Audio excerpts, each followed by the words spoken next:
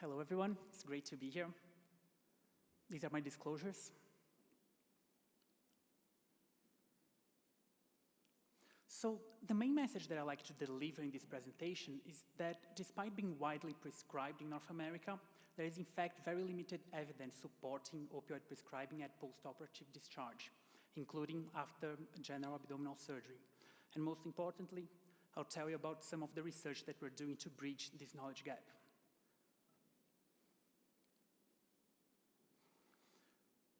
So surgeons, of course, have the best intentions when prescribing opioid drugs to reduce pain and improve patient comfort after surgical discharge. And although this practice seemed harmless for many years, it's now well recognized that post-operative overprescription is an important contributor to the current opioid crisis. As you guys probably already noticed from my accent, I am not from North America, but I have been living in Canada for a while now.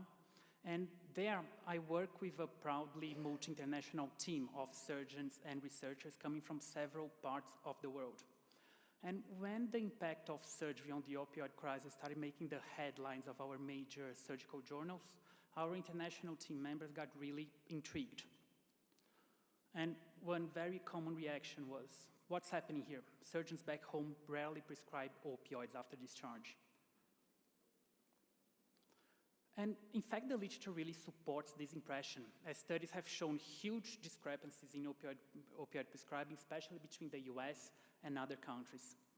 In the US, we are talking about 80 to 92% of patients receiving an opioid prescription after discharge, compared to only about 5% in other countries in Europe, South America, Asia, and the Middle East.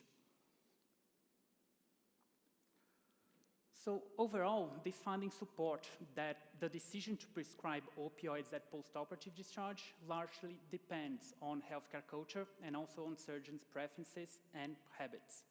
Therefore, there is an urgent need for robust evidence to support prescription decision-making. So in terms of comparative effectiveness evidence,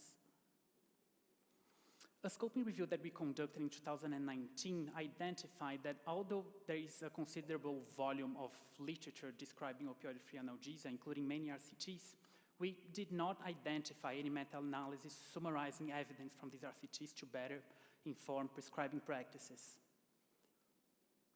So in order to bridge this gap, we recently finalized a formal meta-analysis of RCTs which summarized the evidence regarding the comparative effectiveness of opioid versus opioid-free analgesia post-discharge. And our study protocol was published in BMJ Open for those who are interested in having a closer look. And the final report of this meta-analysis is now in final stages of review. We know one of our world's top 3 medical journals, which is something that we're very excited about. So keep your fingers crossed. So I'm excited to present these results to you guys firsthand. So this meta-analysis included multi-dose RCTs comparing opioid versus opioid-free analgesia after post-op discharge. And for the purpose of this review, we classified surgeries according to the POSSUM system as minor procedures, including dental and hand surgeries, for example, moderate procedures, which included general abdominal surgery, major procedures, which included, for example, colon and liver resections, and major complex procedures, including APRs, WIPOs, and so on. And our main outcomes of interest was pain intensity on day 1 post-discharge, and also post-operative vomiting. And after an extensive literature search, a total of 47 RCTs met our eligibility criteria. 30 of these RCTs involved minor surgery, and 17 involved surgeries of moderate extent. And these included 4 RCTs focused on abdominal surgery. And unfortunately, we did not identify any RCTs focused on major and major complex procedures. And these are the results focused on our primary outcome, which was pain intensity on day 1 post-discharge. In terms of risk of bias assessment, about 60% of the RCTs identified had low quality or high risk of bias. And just zooming now to see our pooled results, overall, we did not identify statistical or clinical meaningful differences between opioid and opioid-free analgesia on post-discharge day 1. And according to grade, the certainty of evidence for this finding was moderate.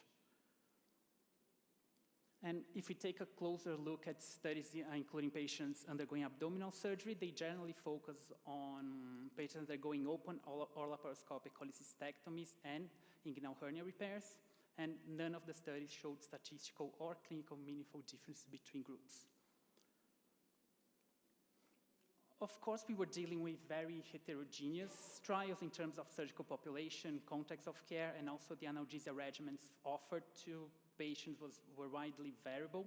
So to deal with heterogeneity, we conducted numerous subgroup analyses that you can see here on the screen. But no matter how much we tortured the data, we found no differences in postoperative pain when comparing opioids to non-opioids.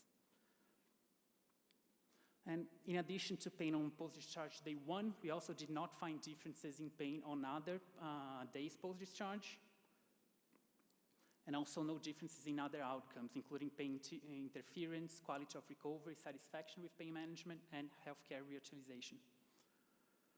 And very importantly, in addition to not improving outcomes, opioid prescribing did significantly increase adverse events, including nausea, vomiting, constipation, dizziness, and drowsiness, with certainty of evidence ranging from moderate to high. So, in conclusion, the findings from this meta-analysis support that opioid prescribing at surgical discharge does not reduce pain intensity and increases adverse events. The evidence relied on trials focused on surgeries of minor and moderate extent, including general abdominal surgeries. And this suggests that clinicians can consider prescribing opioid-free analgesia in these surgical settings. However, the data was largely derived from low-quality trials, supporting that there is a great need to advance the quality of research in this field. So, given this gap, the next step in our research program is to conduct a robust, adequately powered RCT spanning centers across North America. And we are currently looking for collaborations for a grant application, so if you're interested in being involved, please get in touch. And it's important to note that the feasibility of conducting this large trial was already supported by a pilot study that we did with a general support from a SAGES grant. And part of this work has been presented in this morning by my colleague Yuen Do, and I hope some of you were able to see her presentation.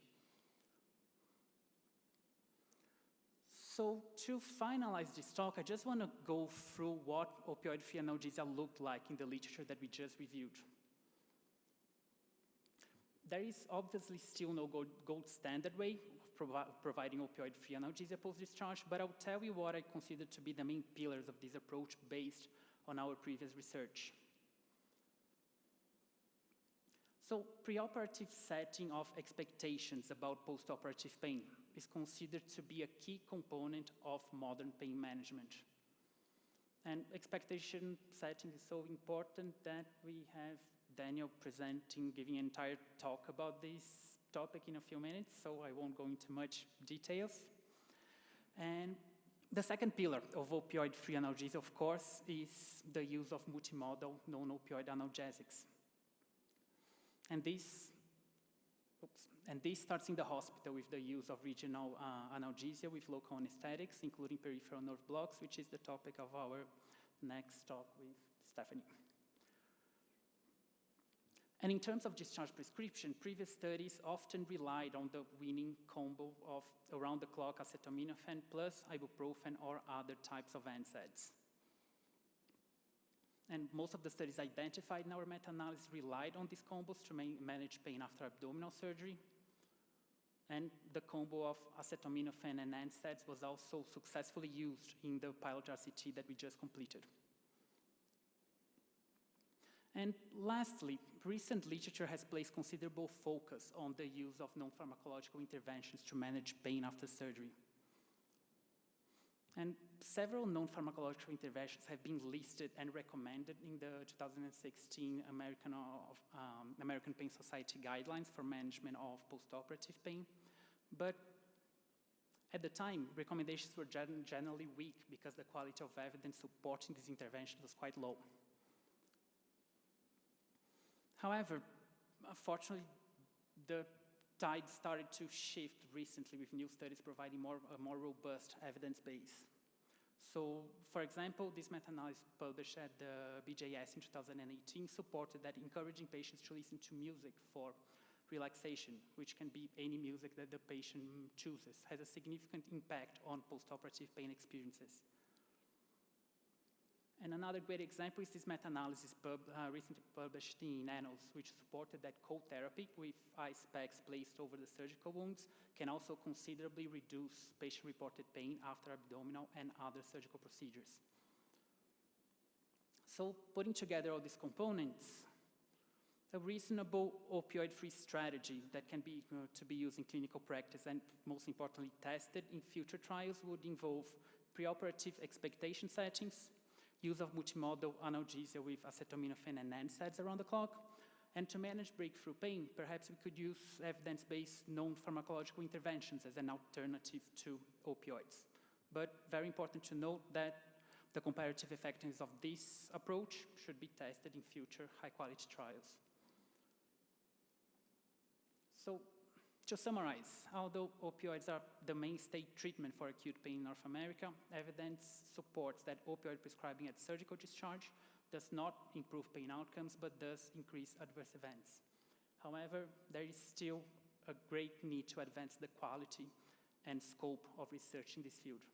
After all, postoperative analgesia prescribing should be guided by evidence rather than by tradition and dogma. Thanks so much for the attention, and a special shout out to the people who actually do the work that I just presented. Thank you.